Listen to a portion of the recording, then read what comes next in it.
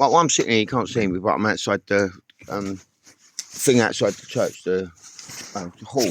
Right, so on a serious note, I'll tell you why it's important for me, an expert, to remove the so-called self-appointed experts that, right? So Dr. Ho, I looked him up last night that my sister told me was dead when I didn't even ask her. I just said, have I got any money after I put myself in prison to get some warmth from Stay Alive? Because like I said, I'm an expert and I know survival skills, and I was freezing and starving and I needed to eat. So I thought I'd use the same system that's fucked me over to feed and walk me to keep me alive long enough to get it as my Spitfire, right? But why it's important for me to get rid of these so-called experts is because when I looked him up last night, and it says he's got a research centre in Birmingham, and you look at the Brockfield Houses Quality Commission and Dr. David Ho's status, they go on like he's some sort of fucking hero sent from God, and he's not. He's a murderer. He's a fucking abuser. He's corrupt, right? And because all these people hold him in such high esteem, he is the person giving evidence to high courts and crown courts to convict people like me and send people like me who fight for justice and fight for his children to these prison camps to drug them up and silence them in soundproof rooms for years and miss the best part of their kids' lives, and try and get fucking justice in the world and the world to behave themselves and for police to behave, for doctors to do what's in the best interest of the patients and stuff, and just for the greater good. And that's people like me, puritanical, who've just got a good heart, who's sent to right and wrong, a moral compass, and he's none of them. He's all the opposite, right? And there's people like Abby who's not in that, and I'm doing it for her, right? Because the most expert person I met in any of these places was her. She was who saved me, Abby, who gave her life. Because of the people like Dr. Ho, who put people like Abby and me in them places. Because courts listen to people like him in his nice suit and his higher status that you all in the CQC put him in. And he's a rogue cunt. He didn't assess me. He told me what I had and never asked. Like, if he was genuine, he would have asked me what was going on and I would have told him. And I would have said, I've got kids in that house and the police are doing nothing about the stalking. All my phones are hacked. They're arresting me time after time for nothing and then letting me go without telling me. Right? And if he was that great and professional and smart, he would have seen there was something not right to it. I would have said to him, look, there's paperwork proving it. That they arrested me time and time again. There's paperwork saying that the police come for domestic abuse time and time again. And I said, she bit me. And they took her outside and said, you got to say he started on you or we got to arrest you. So, and that's what they done. Right? It's paperwork showing it all. Right? So this is why it's important that that I do kill him this time.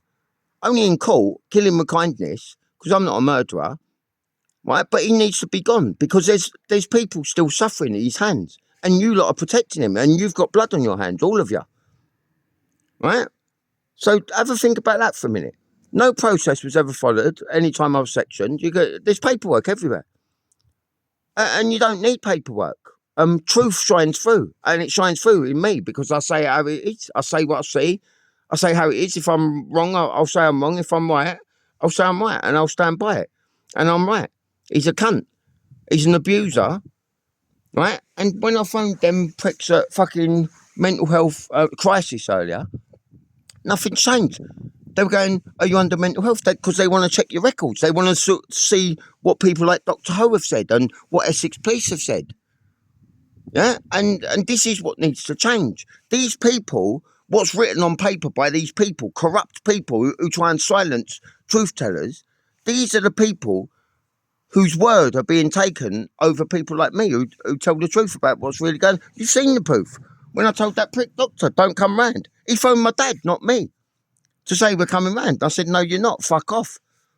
Right? And then he come round after I told him not to, so I filmed the cunt and I showed you all what goes on in these places. They don't ask you anything. They don't ask you a thing. They just say, well, the paper says this. Well, even when I was in Brockfield House, they kept on bringing second opinion doctors. I sat in a room and they go, "Oh, well, he says this, he says that. Yeah, all right, I agree with the doctor." And I'm sitting there like, what are you here for? You going to ask me anything? And he says, "No, I've made my decision." And this is what they do. They listen to these people, courts, high courts and crown courts, and they send people to prison. They send them to fucking boot camps that they call hospitals that are worse than prisons because they drug you up by force there. And I'll tell you another thing as well, right? They're quick to ask you about drugs, right? Because the second you mention drugs, they go, "Well, it's delusions then." Oh, right, memory loss, right? Because I wanna make something quite clear here. It's all right for them to drug you up, which makes you fucking drowsy and forget who you are, which is you're a fucking justice seeker. And you're too lazy and can't be bothered to seek justice anymore because you're too fucking drugged up on their drugs, right? So let me tell you, drugs doesn't rot your brain; it enhances it. Look at me; I've done drugs all my life. I've done speed, I've done coke, I've done crack, I've done ease, I've done weed, and my memory's absolutely fine. Like, I can remember everything. I can remember everything I've ever done. I can remember all the laws that have been broken.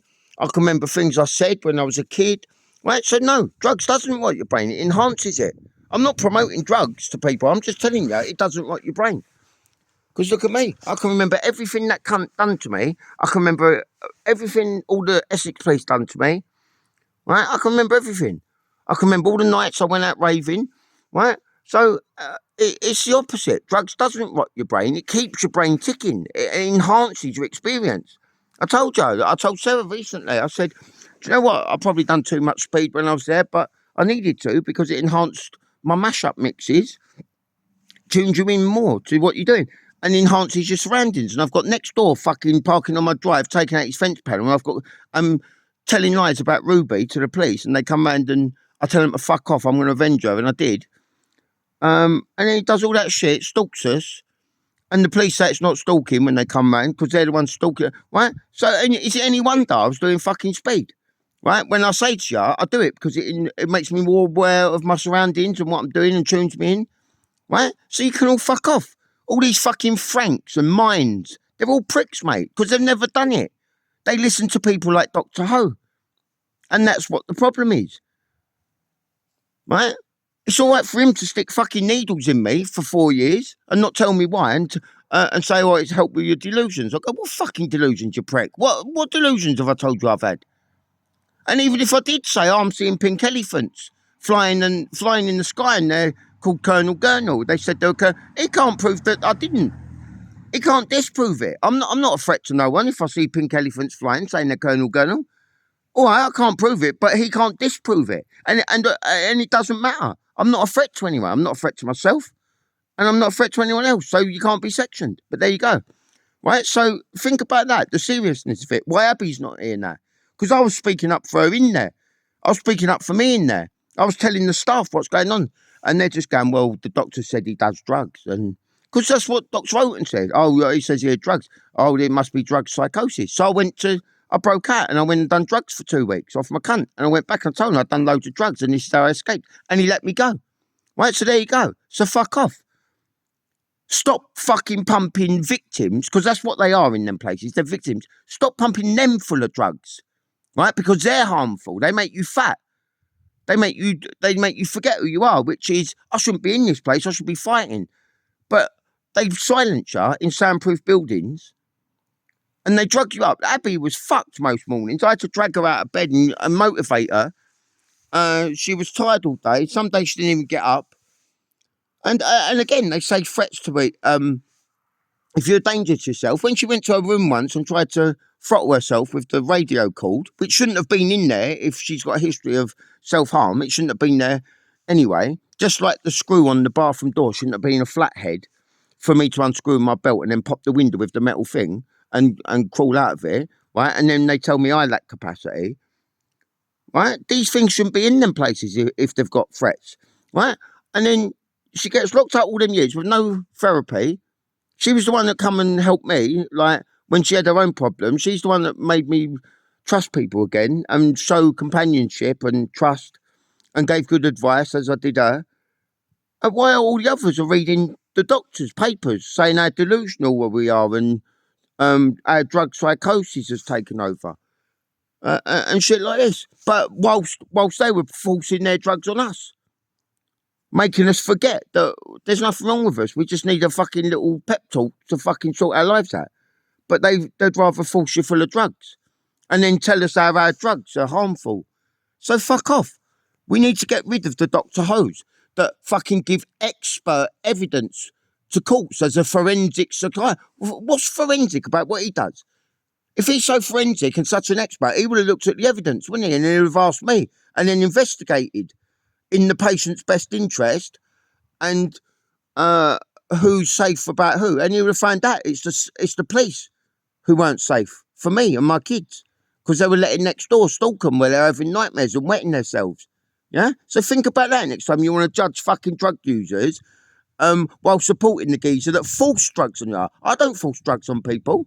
I went Club UK and done it behind closed doors like everyone else, but the police thought they'd come up and shut us down and then put us in fucking places to have our bloodstreams poisoned with harmful drugs. So think about that for a minute. That's why you need to get rid of this prick.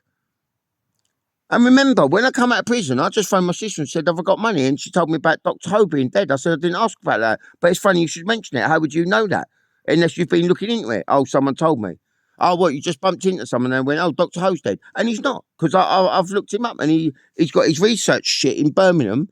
He's got linked with Mind that I've always said shit because they think walking's better than talking. That Sarah went and worked for after she got sacked from the police, where they know she's dishonest, and it said dishonourably when she got sacked. So they employ her at Mind, a mental health charity, after she spent years gaslighting and mentally abusing me. See? Sorry. And now she works in drugs and alcohol, where she takes alcoholics to a pub for a meeting. And I tried telling her about triggers. Mine was a £20 note when I was on crack. If I saw a £20 note, mate, that was it. That was a lump of crack. End of. That was my trigger. And I said, alcoholics might be a smell of beer, seeing someone with a beer, and you're taking alcoholics to a pub for a meeting. I'm just saying. So yeah, just have a think about that, about who these expert witnesses to the courts are, who are putting people like me, innocent dads, who are trying to protect their kids from nightmares and wetting themselves, and just the neighbourhood and society in general, right? It's these expert witnesses that are sending us to jail. So have a think about that while you all sit silent, yeah?